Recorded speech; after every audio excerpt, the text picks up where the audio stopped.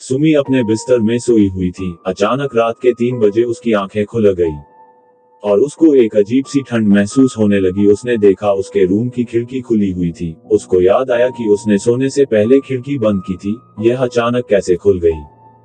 वह ये सोच ही रही थी कि अचानक पीछे टेबल पे रखा हुआ गिलास नीचे गिर गया और वह बहुत ज्यादा डर गई। वह उसको उठाकर रखने के लिए गई तो उसको बाहर से किसी के बातें करने की आवाज आने लगी।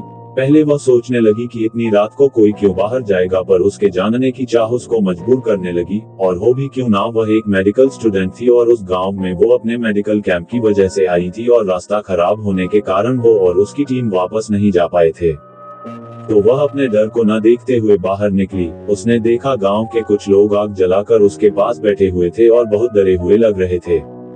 सुमी उनके पास गई और बोली, इतनी रात तक आप सब जागे क्यों हुए हो?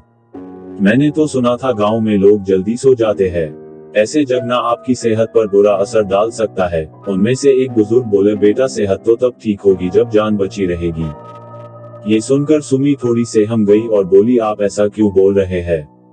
तब तक उसकी टीम के बाकी लोग भी उनकी आवाज सुनकर बाहर आ गए थे। तब बुजुर्ग ने बताया, कुछ सालों पहले हमारे गांव में एक पागल तांत्रिक आया था। वो यहाँ शैतानी ताकतों की पूजा करता था। कुछ दिन बाद हमें पता लगा कि उसने गांव के एक छोटे बच्चे को मार दिया है। तो सारे गांव वालों ने मिलकर उसको मार दिया और दूर जंगल में ले जाकर जला दिया। पर तब से जो भी उस जंगल में जाता है वो वापस नहीं आता और कुछ गांव वालों ने रात के अंधेरे में कई बार उस तांत्रिक को गांव में घूमते देखा है। सुमी थोड़ी डर गई और पूछने लगी, ऐसा कैसे हो सकता है कि अगर वो मर गया तो वापस कैसे आ सकता है? बुजुर्ग बोले, बेटा वो पता नहीं कैसे आता है, पर हम गांव वालों ने उसे बहुत बार देखा है और उसके मरने के बाद से कई गांव वालों की लाशें हमें जंगल में मिली है जिनको उसने मारा है।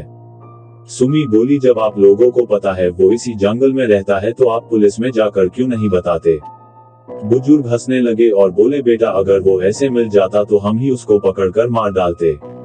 पर आज तक ऐसा नहीं हुआ कि किसी ने उसको देखा हो और वो जिंदा बचा हो।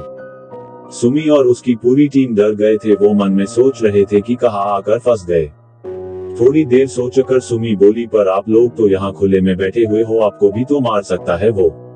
तो उन्होंने बताया कि बेटा वो आग के पास नहीं आता।